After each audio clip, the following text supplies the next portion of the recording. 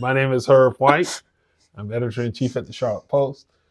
This surprised-looking young fellow is Cameron Williams. Yeah, you started it on a whim. Who's a staff reporter at the Post. It is Thursday, October 23, 2025. And this episode is dedicated to football of the professional and high school variety. And we've had plenty of conversations here on the podcast about the Carolina Panthers. And admittedly, some of it has come from a place of disdain, if not deep desperation, because the Panthers have not given people a whole lot to hang their hats on of late. But lo and behold, this week they are 4-3. They are plus 500 for the first time in 4 seasons. I think it was 21. Yeah. Oh my gosh. What in the world has happened to these Panthers? They are not quite as bad as they have been in the past. Well, I will say this. The Panthers are playing much better football. And I will give them their props because we know we love doing that on this show. But have you looked at their strength of schedule? It is bad. Yeah. This shocked me when I pulled it up because I knew we were going into this and we were trying to kind of, I don't want to say talk up the Panthers because they've proven they are a formidable squad. But now is when we're going to see if they're really up to snuff.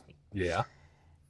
Buffalo, who's not necessarily world beaters by any stretch of the means, they're 4-2, 1-1 away, and Carolina is 3-0 at home.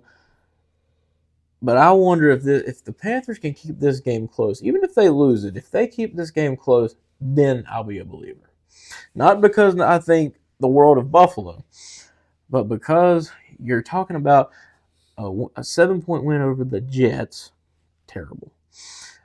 The worst defense in the league in Dallas. You won by 3.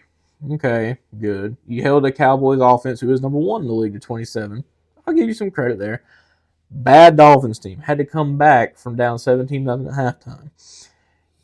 And now the Patriots, I'll give them their props too. But, they got the dog stuff and beat out of them by the Patriots. You win 30-0 against Atlanta, which is starting to look a lot better now than it did prior. Atlanta's there. They're hanging in there with some good teams and beating some good teams. They beat the Bills. But then lost to the Cardinals and lost to the Jaguars. We all know. Well, the Jaguars are good. They're okay. They're better than expected. Yes, that's a good, better than expected. I wouldn't go quite as far as say good yet. But 4-3 nonetheless. Now you got the Bills, the Packers, the Saints. I think you should win. Falcons and 49ers in these next 5. I know there was and I'm sure I'm loved by Panthers fans all over that follow me on social media, but there was a thing that posted these next 5 games, and it said, realistically, what do you think Carolina can do with these 5 games? I said 1-4. I hate to be the cynic, but I don't think they're going to beat Green Bay.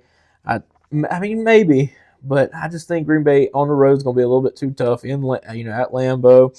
I think they'll beat the Saints, but at the Falcons, yeah, you beat them 30-0, but that's hard to do twice in a row, much less with it being a division rival and all that entails. And then the 49ers. At the 49ers, for them to have as many injuries as they've had, the 49ers are a good football team. They've hung in there. It's unreal. And so, I'm just looking. The Carolina Panthers I will shut up and not say another word about the Carolina Panthers being bad if they can go 3-2 in these next 5. That's a fair assertion. Chances are 2-3, 3-2. I'm not necessarily sold on, I'm sold on them beating Atlanta and New Orleans. You think they're going? You think you're just going to go in there to Atlanta and beat them I do. again? I Okay. do. And I guess maybe I should throw in a caveat there. It depends on who's playing quarterback. If it's Bryce Young, I think they may have a better shot at it than with Andy Dalton. No Well, slight against Andy Dalton. Lord, by then I'd hope Bryce is back. Apparently, this injury's supposed to be minor. Well, maybe. We'll see. But if he's playing and managing the games fairly decently, I think they have a shot at getting 3. Now, who's that third team? If Carolina's playing halfway decent defense, not turning the ball over, at home, Buffalo. I think that's the one that they can get. And it's not like the Panthers over the last couple of years with Dave Canales as head coach have been super duper terrible, at least from that stretch of the last 5 games last year. Now, granted, the season opener in Jacksonville, I don't even know what that was. And then there was the comeback stuff with Miami. Don't know exactly what that was either. The Arizona game, they came back and fell short. But the point is, They came. I mean, they came back against the Cowboys too. yeah. So. But the point is, they've been in those games. They've found a way to compete, and I don't think that that's going to be any different on Sunday. I think they'll compete with Buffalo. The question is, can the Panthers do enough to keep Buffalo's offense somewhat in check? And can Carolina's offense get points without screwing up somehow with either the mental mistakes or the turnovers? So to me, that game is the wild card game. And anything worse than 2 or 3 would be a disaster, I think, for them. Well, see, I just want to point out something, and this is something I saw on Twitter, and I thought it'd be a good point to bring up in this podcast. Bryce Young takes a lot of flack. Rightfully so. I knew you were going to say that. I was going to say that if you didn't say that. He takes a lot of flack, but I'm going to read off some stats, and I want you to tell me a little game of who's who. It'll be interesting, and see if you listeners can guess as well. All right. 138 completions, 224 attempts, which is 61.6% for 1,288 yards, 11 touchdowns, and 5 interceptions. Got that stat line? Mm-hmm. All right. Next stat line. 122 of 178, 68% completion, 1,397 yards, 11 touchdowns, and 4 interceptions. Mm-hmm. Let's play it. Who's who? Josh Allen or Bryce Young? A or B? Reading off the stat line. The first one I read you, and B, the second one I told you. Bryce Young is A. Yeah. So, by comparison, we're talking about a quarterback that's got 110 less passing yards, the same amount of touchdowns, Mm-hmm. one more interception, and a slightly worse passing completion percentage. Mm-hmm. And people rave about Josh Allen. Is he great? Absolutely. Was he should have been MVP last year? No, Lamar was robbed. But I think Bryce is the amount of flag that he gets is maybe a little unwarranted, just given the stat line you're seeing from him versus who's supposed to be the reigning MVP. I understand where you're going with that. And I look at it from the standpoint of intangible stuff. I mean, when Josh Allen decides to take off and run and things like that, he's a different type of player than Bryce Young. Bryce Young is not necessarily going to kill you with his legs. Although he's capable of doing things when the script falls apart and you have to improvise. Don't get me wrong. But I think that there's this season upon season of sustained excellence, excitement, whatever you want to call it, that Josh Allen has come up with that helps burnish that narrative about here's somebody who can do just about everything as a quarterback. Bryce Young hasn't gotten there yet because bottom line is Josh Allen's a winner. He Yeah. wills his team to do stuff. Well, unless he has to play the Kansas City Chiefs. But that's everybody else in the NFL. I'm gonna shout out. He's another member of the media, a Buffalo Bills fan. I love to rag him. He runs the Mine Shaft as a Charlotte 49er account, and he's a huge Buffalo Bills fan, and so I'll give him a little bit more of an elbow here. The Buffalo Bills are good until they get to the playoffs. Well, until they get to Kansas City. Until they get to Kansas City, yes. And I mean, can't give Patrick Mahomes 13 seconds. Ain't that right, Sam? That was just for him. But I think Buffalo's going to win this game on Sunday. I don't think that can the Panthers keep it competitive? Yes. Do I think they will?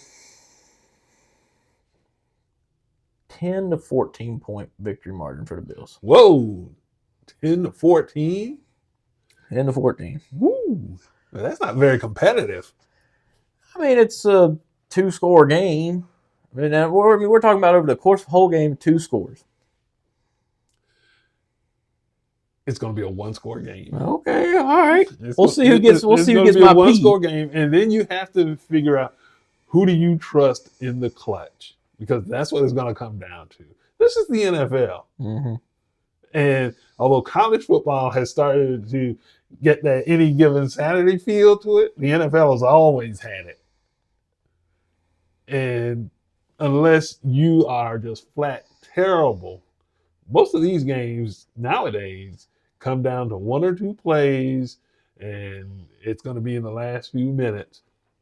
So then it becomes a matter of, can Bryce Young generate the kind of comeback, come from behind, or keep it out in front win for the Panthers that people are still demanding of him? Now, granted, you make the comeback against Dallas. Okay, great. That's fine.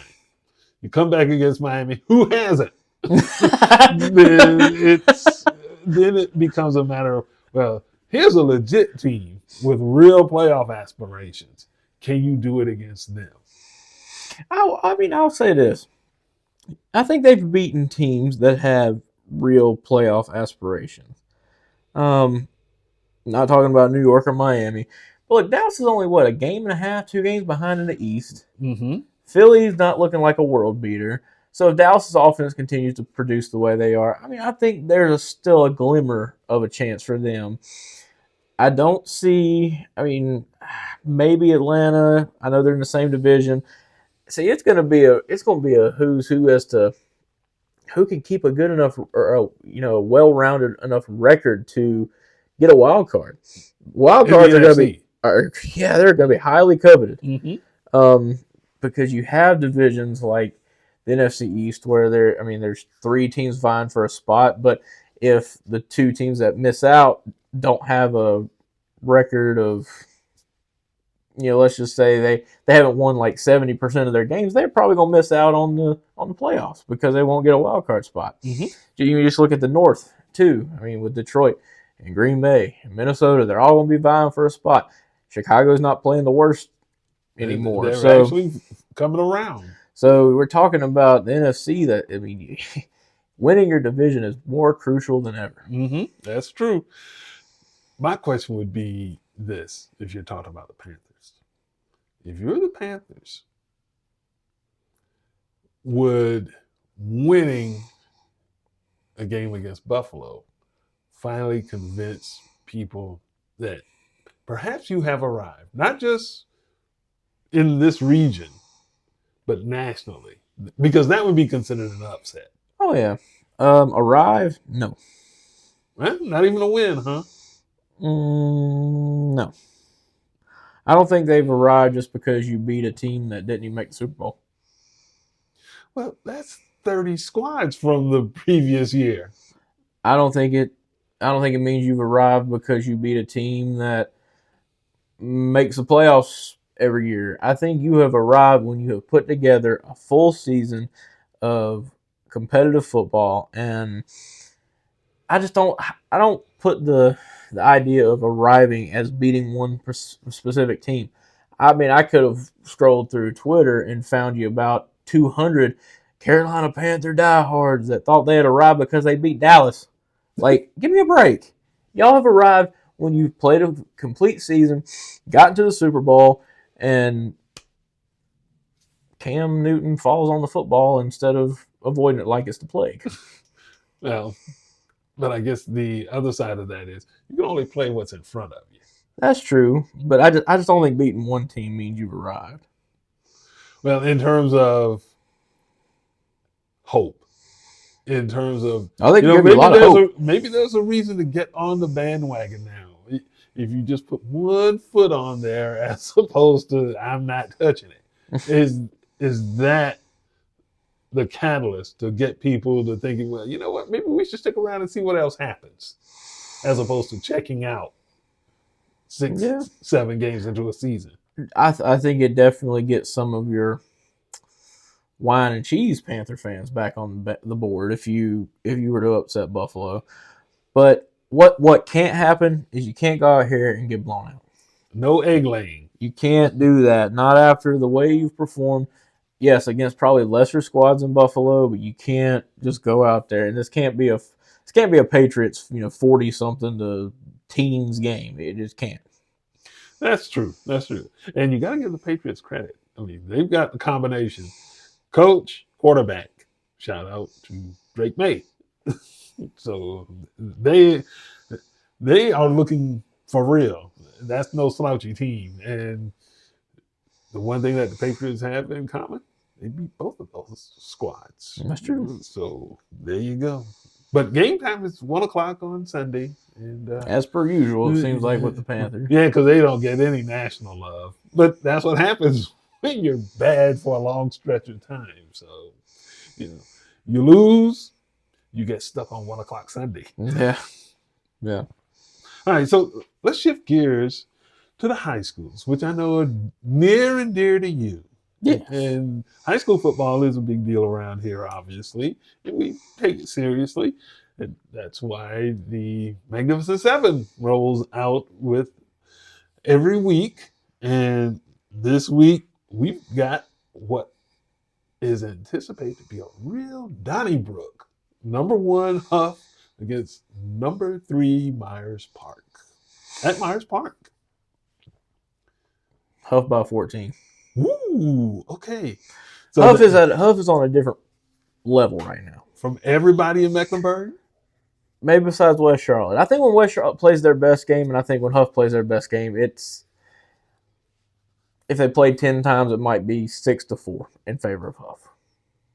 I know Sam's going to clip that and play it in the locker room every game now when he hears that. He's talking about Sam Griner, the head coach of West Charlotte. Yes, I know. I leave that open up in the air too many times. But yeah, Sam Griner, the coach of the West Charlotte Lions. I think those two teams right now are far and above really anyone else because I know some people don't like doing this, and I know friends and colleagues of mine over at the Charlotte Observer and friends and colleagues of mine with NCHSOT, they don't necessarily like looking at common opponents as much as I do. But you got Myers Park. They lost to Mallard Creek. Huff didn't play Creek, but West Charlotte beat the doors off of them. I know matchups are a huge thing and all this, that, and the other, but sometimes you just got to read the writing on the wall. That team's better than that team because they played a common opponent and one of them beat the dog stuffing out of them, the other one lost to them. Mm-hmm. I know that a lot of people don't particularly do that, but I just think it is I don't want to say most convenient, but It's the most obvious. It's the most obvious metric to go off of if you're trying to compare teams. And that's one thing that I hate the way they do the playoff seeding with the whole RPI formula. Sometimes you just got to look at who beat who and how banged up are they. Use your eyes, the eye test. It's what they do in the NCAA basketball tournament. Sometimes if a team just ain't passing the eye test, they miss out. And sorry, see you next year. Mm-hmm. I'm still trying to get past this 2-touchdown spread you're thinking of here in terms. So Two touchdowns. 2 touchdowns. 2 touchdowns. Okay. I mean, considering that Myers Park is 7-1, 3-0 in the Greater Charlotte, you're giving them no chance of beating. If there were, they're Bob Hope's long lost ancestor. No hope. and look, I don't say that with any disrespect to Coach Chris James with the Mustangs, and they have got some playmakers. Really, more so on the defensive side. I mean, they've got some guys on the offensive side. I know his name escapes me right now. They got a really tall receiver that can really make some athletic plays, but Rodney Durham on the defensive line, he's number 2 or 3 or 4 in the country. He's phenomenal player. Mm-hmm. But Huff is just Huff. If you're going to throw the cornerback Samari Matthews side of the field, that's a gamble. Mm-hmm. He's going to Texas for a reason. He's a really, really good player. I mean, they got good players all over the field. Their quarterback, Ethan Royal, has been proving himself this year as a first-year starter as a junior, coming in for Trey Blakeney after he graduated last year. So, look, it's no slight on the Mustangs. And if the Charlotte 49ers weren't playing, I would have probably actually went to this game and went and got one of those pretzels in a bag from Myers Park. If you haven't read that story, visit thecharlottepost.com and check that one out. Friday Night Delights. Mm-hmm. I think that's what the headline was. Yeah. It's about unique foods around high school stadiums and even media meals and certain ones as well. But I just think Huff's going to be way too tough. Okay. Well, top to bottom. Does Myers Park have players? Yes. Do they have the same amount of players? No. It's going to be a good game, I think. I don't see any reason why the smart money, and we're not encouraging gambling, we're just using the euphemism. Wait, we talk about betting all the time on here. I don't.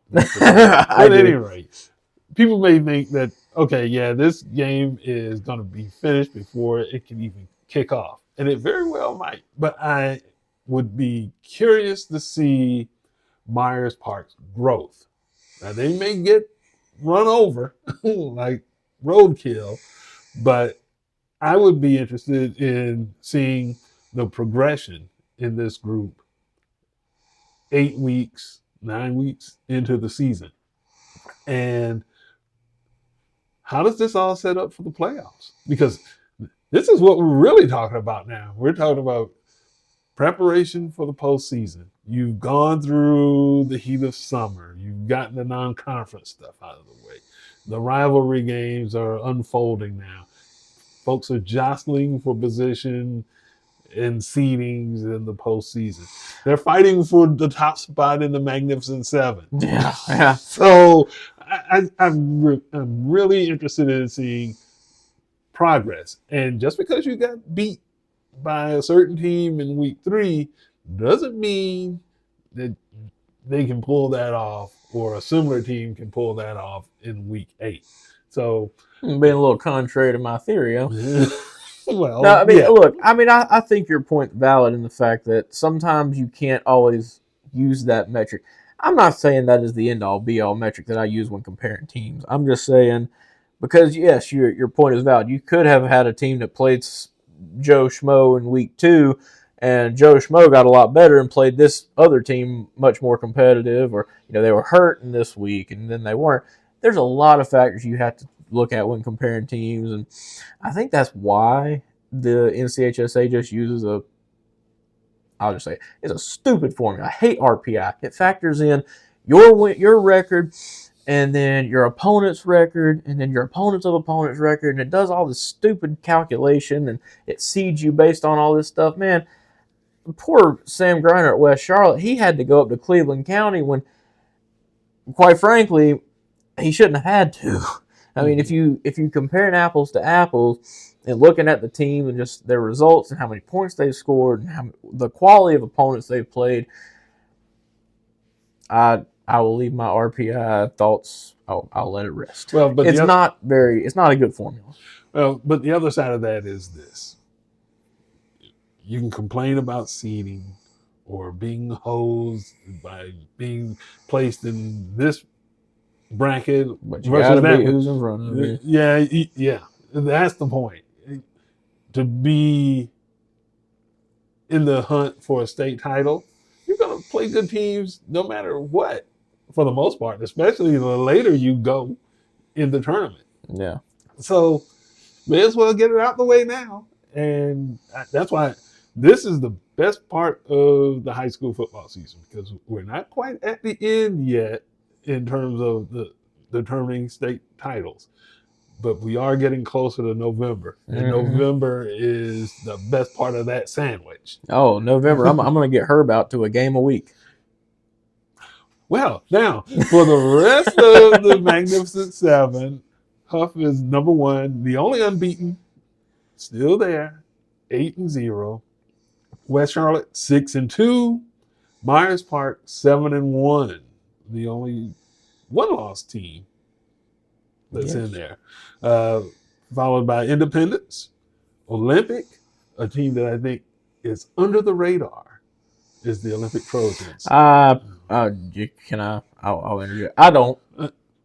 Okay. I don't think they are. I think Olympic is good, yes, but I think they have played way too many close games with teams that in the past, I will say this, they played a lot of close games in a very weak conference, and I'm speaking on the Greater Metro Conference with, the A.L. Brown, West Cabarrus, Central Cabarrus, Cox Mill, Hickory Ridge, Berry, Harding, and Olympic. Man, I'm good. It's not that strong of a conference, top to bottom, and I like to tread lightly on these kind of things, because at the end of the day, we're talking about kids, and they give it their all, just like every other team in Charlotte and Greensboro and all these teams that are much better and much more polished than these kids. But the conference they're in is weak. Have they handled their business? Yeah. They have. They've played way too many close games with these teams, though. Teams that, if you would have told me at the beginning of the season Olympic would have played a 3-point game with West Cabarrus and a 3-point game with A.L. Brown, I'd have told you were crazy. They won by 3 in each of those games. Yes, they won, and I get that's why they're in the M7, and they got a 6-2 record. It belongs in the M7. But Olympic in the past would have dog-walked them teams. Well, I don't think Olympic is as good as what you may think they are. I think if Olympic's in one of these Charlotte conferences, they're probably sitting at 4-4. Well, but the point of it is they're also in a 6A, 7A as opposed to a 7 and 8. So enrollment, all that other stuff that goes in. Yeah, that don't factor in as much as some people would like to. Talent's talent. I've known one. I mean, there's been 1A Tarboro teams that could have beaten the brakes off of a lot of 4A teams. So this before all the classifications changed, but talent's talent. Good coaching is good coaching. Mm-hmm. Top to bottom, is the 4A generally better than your 3, 2, and 1? Yes, but they're 2019, perfect example of it. Weddington in 2019 would have beaten anybody in the 4A or 4AA. You won't convince me otherwise.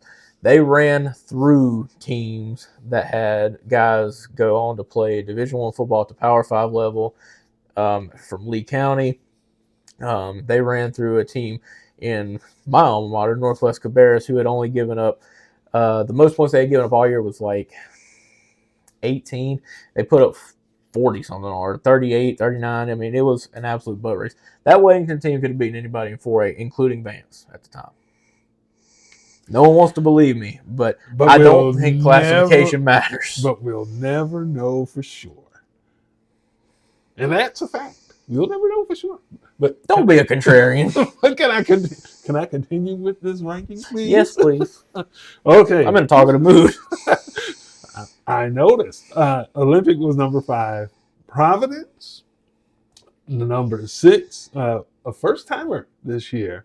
The Panthers, 5-3, but they are doing some things there and are in control of the Southwestern 8A after beating Palisades. So this is a competitive little group.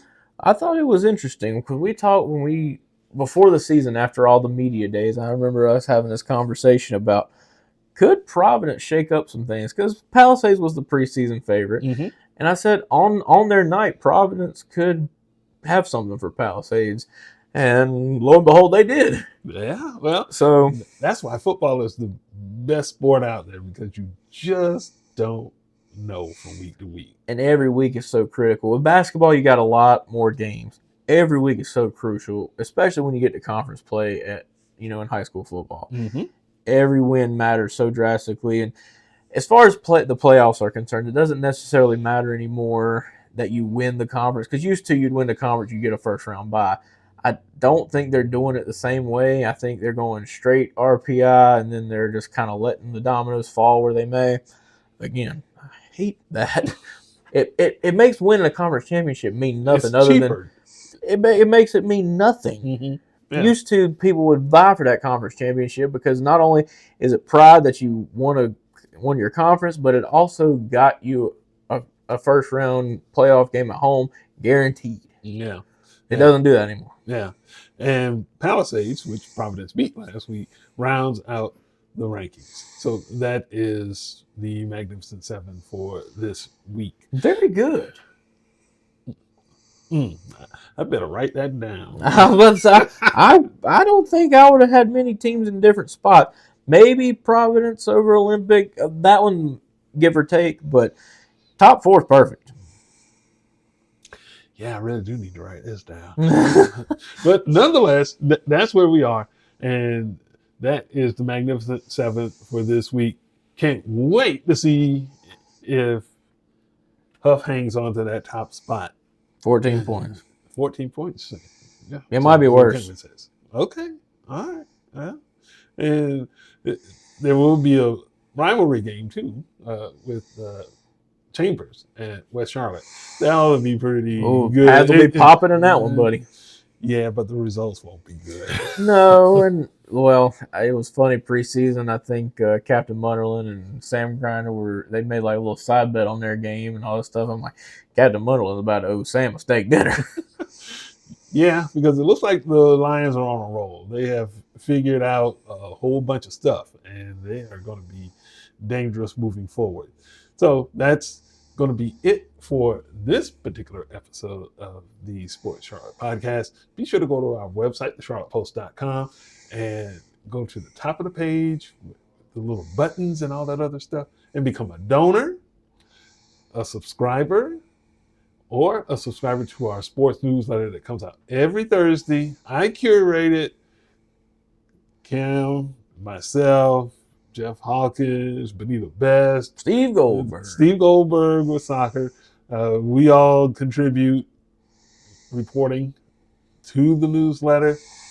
Become a subscriber and support our work, because without you, there won't be any of us.